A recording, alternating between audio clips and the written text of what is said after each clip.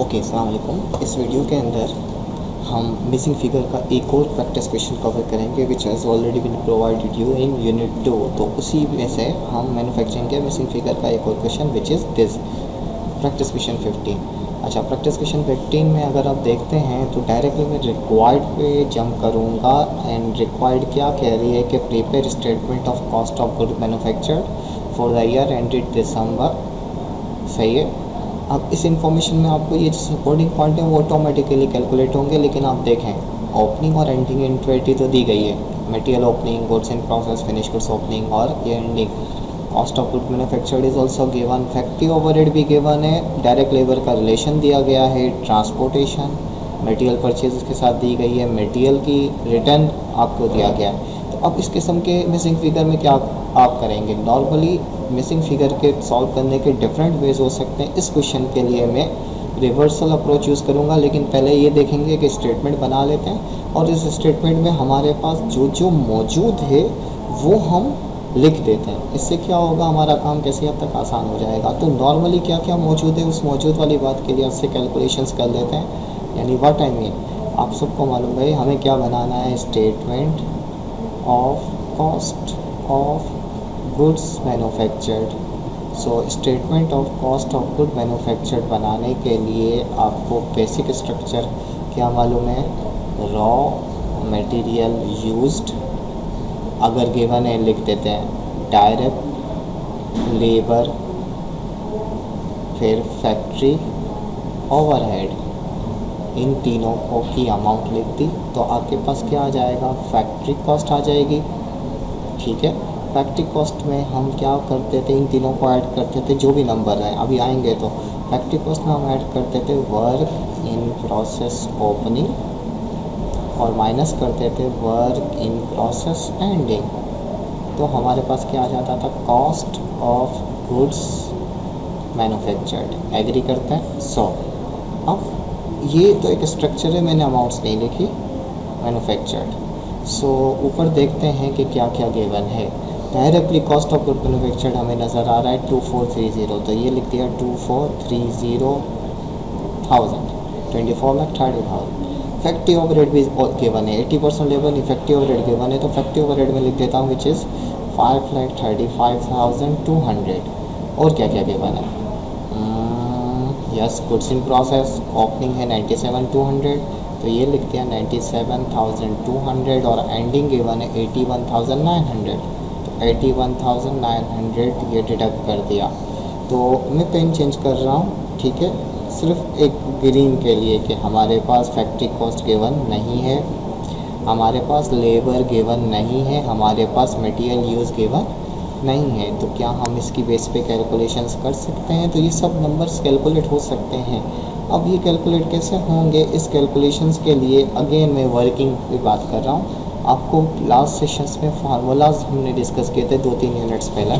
उसमें हमने क्या सिचुएशन की थी कि भाई फैक्ट्री कॉस्ट FC में work in process opening plus करेंगे, work in process ending minus करेंगे, तो कॉस्ट ऑफ गुड मैन्युफैक्चर्ड आ जाएगा। मैं इक्वेशन अलजेब्रिक फॉर्म यूज़ कर रहा हूँ।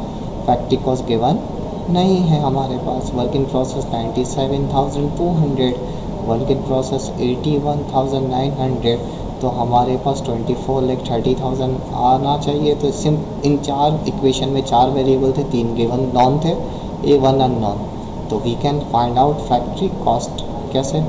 24,30,000 में से मैं यहाँ भी माइनस हो रहा है, उधर जाके क्या हो जाएगा? प्लस 81,900 और प्लस हो रहा है, उधर जाके क्या हो जाएगा? 97,200। सो let's use calculator for this. Okay, sorry, calculator.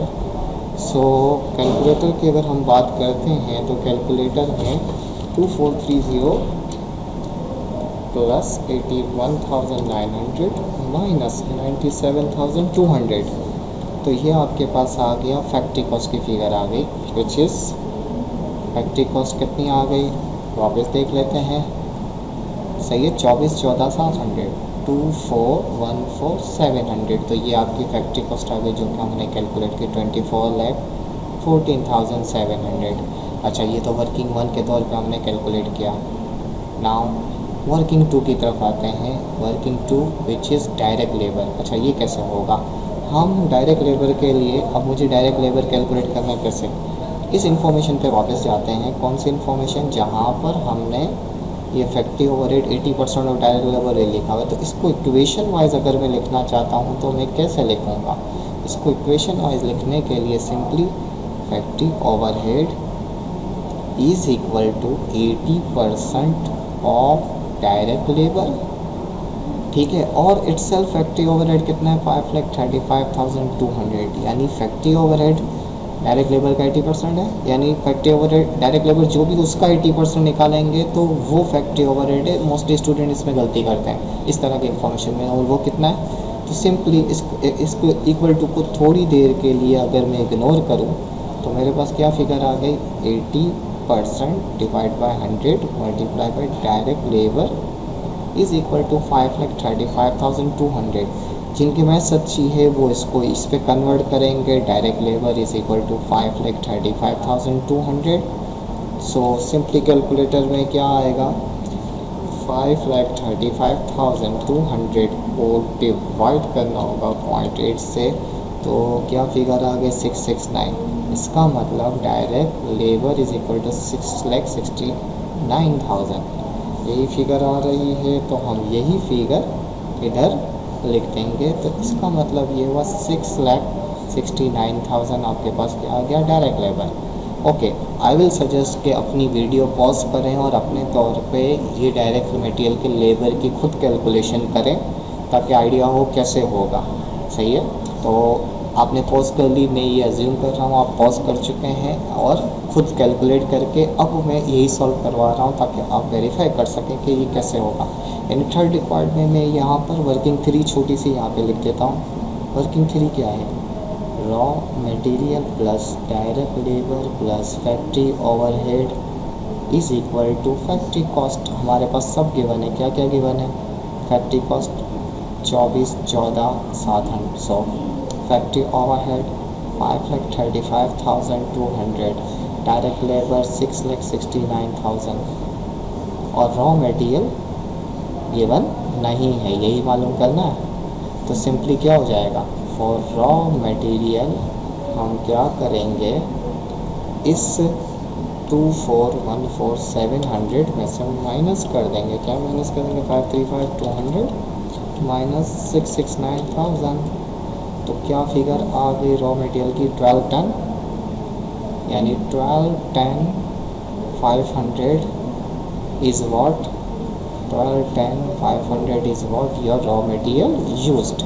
ये आपका रॉ मटेरियल यूज्ड आ गया वर्किंग 3। तो डैट मीन्स ये ओके। ज़रूरी नहीं है कि आप हर दफ़ा मिसिंग फिगर के अंदर कि भाई वर्किंग वन फर्स्ट को ही शो करें। विच एवर इज़ ईजी आपके लिए ये नंबरिंग आगे पीछे हो सकती है। और ये हमने सपोर्टिंग कैलकुलेशंस कर ली।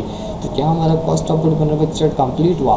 टेक्निकली तो कंप्लीट हो गया, लेकिन अगर मैं ये कहूँ कि भाई एक ऐसा कॉस्ट ऑफ गुड मैन्युफैक्चर्ड बनाए जिसके अंदर आपको ये सारी इन्फॉर्मेशन नज़र आनी चाहिए, तो टेक्निकली मेरे पास ये नज़र आ रहा है, डायरेक्ट लेबर भी नज़र आ रहा है। ये मैं मिस कर गया, ये नहीं है। ये आपके लिए एक्टिविटी है। ऑल्दो वीडियो मौजूद है, आप क्वेश्चन आंसर सेशन में पूछना चाहें तो पूछ सकते हैं, बट आई विल सजेस्ट कि इसको खुद अपने तौर पर एक्सप्लोर करें। मैं रॉ मटेरियल यूज़ और परचेज ऑफ रॉ मटेरियल की थ्योरी की तरफ आ जाता हूँ इसी पे से। तो यहाँ पर मैं थोड़ा सा डेटा वापस इस सेंस में करता हूँ कि मेरे पास रॉ मटेरियल यूज्ड आया, कितना आया? 12 10 500। ओके, सो रॉ मटेरियल यूज़ कैसे निकलता है? अब मैं एक और छोटी सी कैलकुलेशंस कर रहा हूँ, इसको वर्किंग 4 का नाम दे दिया कि वो अगर आपको याद हो, raw material opening plus raw material purchases statement में हम करते थे। मैं इक्वेशन में लिख रहा हूँ। अच्छा, इक्वेशन में क्यों लिख रहा हूँ? इसका रीज़न ये है कि मेरे पास ट्रांसपोर्टेशन भी मौजूद है और रिटर्न भी मौजूद है। सही है? तो इस वजह से तो इसका मतलब ये हुआ कि परचेजेस में प्लस करेंगे ट्रांसपोर्टेशन, इसमें माइनस करेंगे रॉ मटेरियल रिटर्न। तो टेक्निकली अगर आपको याद हो तो इसको हम नेट परचेजेस भी कहना चाहें तो कह सकते हैं। सर कलर नज़र ही नहीं आया, आपने कौन सा कलर यूज़ कर लिया? यस, टेक्निकली ये क्या कहलाएगा? ग्रॉस परचेज नेट परचेजेस के तौर पे हम इसको यूज़ कर सकते हैं। यानी रॉ मटेरियल ओपनिंग के अंदर हम नेट परचेजेस यूज़ करते ऐड करते थे तो हमारे पास अवेलेबल फॉर यूज़ आता था, और उस अवेलेबल फॉर यूज़ में से हम माइनस कर देते थे। क्या माइनस कर देते थे? Raw material ending. तो हमारे पास रॉ मटेरियल यूज्ड आता था। नाउ अब अगर हम रॉ मटेरियल यूज़ के लिहाज से वैल्यूज़ फीड करते जाएँ जो हमारे पास हैं, हमारे पास क्या क्या है? रॉ मटेरियल ओपनिंग 132,000, तो ये आ गया 1,32,000। रॉ मटेरियल परचेजेस ये ही मालूम करना है, यही गिवन नहीं है ग्रॉस, ठीक है, ये ग्रॉस है और वो सब जो बॉक्स बनाया है वो नेट है। ट्रांसपोर्टेशन की तरफ जाते हैं 90,000, तो ये 90,000 आ गया। रॉ मटेरियल रिटर्न कितना है? रॉ मटेरियल रिटर्न की बात करते हैं, यस 48,900, तो 48,900। रॉ मटेरियल एंडिंग कितना है? रॉ मटेरियल एंडिंग इज़ 144,000, तो 144,000 आ गया। और रॉ मटेरियल यूज़ ये निकाला 12,10,500। तो सिंपली क्या करना है, ये इक्वेशन किस तरफ? रॉ मटेरियल परचेजेस जो कि टेक्निकली ग्रॉस परचेजेस भी है, ये बराबर हो जाएगी ये 12,10,500। इसमें ये माइनस हो रहा है तो जैसा कि क्या कर देंगे, प्लस कर देंगे 1,44,000। ये माइनस हो रहा है, प्लस कर देंगे 48,900। ये प्लस हो रहा है, माइनस कर देंगे 90,000। ये भी प्लस ही है, शुरू में कुछ नहीं होता, माइनस कर देंगे 1,32,000। तो we will be waiting gross purchases, so let's use calculator for this. तो 12,50,000 मौजूद है, इसमें प्लस करना है 144, इसमें प्लस करना है 48,900, इसमें माइनस करना है 90,000 और इसमें माइनस करना है 1,32,000।